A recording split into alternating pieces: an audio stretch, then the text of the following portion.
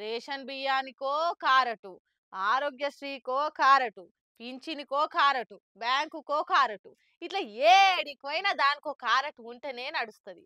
గిట్ల గాదు. అందరికి ఒక్కటే కార్డుండాలె. అందులోనే మన డీటెయిల్స్ అన్నుండాలె. 10 గాల కారెట్లు అక్కరలేవుకుంటా ఎట్లా జేయాలనో చెప్పుండ్రి. అదే చేద్దామని సీఎం సార్ ఆఫీసర్లకు ఆర్డరేషిండు. ముఖ్యంగా ఆరోగ్యానికి సంబంధించి ఇంటిల్లాదులందరికీ ఒక్కటే కార్డిచ్చి అందులోనే మన ఫ్యామిలీ హెల్త్ గురించి అన్ని వివరాలు ఉండేటట్టు చేయాలని ఆలోచన చేస్తుండట. సీఎం రేవంత్ సార్ ఇప్పుడిప్పుడే తనదైన మార్కు పాలన చూపిస్తున్నాడు. ఇప్పటికే హైడ్రాతోటి అందరికీ హడలు పుట్టిస్తుంటే ఇక రాష్ట్రంలో ఆరోగ్య రక్షణ కోసం ప్రతి ఒక్క కుటుంబానికి ఒక డిజిటల్ ఫ్యామిలీ కార్డు ఇవ్వాలని చూస్తున్నాడు.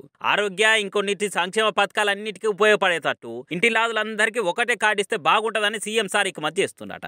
ఈ ఫ్యామిలీ డిజిటల్ కార్డులో ప్రతి కుటుంబ సభ్యుని హెల్త్ ప్రొఫైల్ ఉంచడే కాకుండా లాంగ్ టర్మ్ల వైద్య సేవలకు అక్కడికి వచ్చేటట్టు ఉండాలని సీఎం సార్ ఆర్డర్ వేసిండు. ఇక డిజిటల్ హెల్త్ కార్డులు ఎట్లా చేయాలి ఏం కథ అన్న దాని మీద నిన్న మంత్రులు పౌర సరఫరా శాఖ ఆఫీసర్లతో మీటింగ్ పెట్టి ఈ నిర్ణయం తీసుకురట.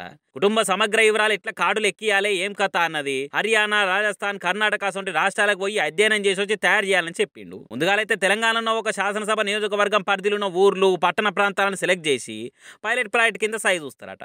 అటు ఇంకా రాష్ట్రం అంతటా అమలు చేస్తారట. ఇక అది వచ్చినాక కుటుంబానికి ఒక కార్డు ఇస్తారట. ఆ కార్డులోనే మన హెల్త్, రేషను, పింఛని, గించిన అసలు డీటెయిల్స్ అన్నీ ఉంటాయట. ఇక ఇదే కనుక అమలైతే ఇది కూడా మంచి విప్లవాత్మకమైన మార్పే అయితే అంటున్నారు సీఎం సార్ ఆలోచనను మెచ్చుకునేటోళ్ళు.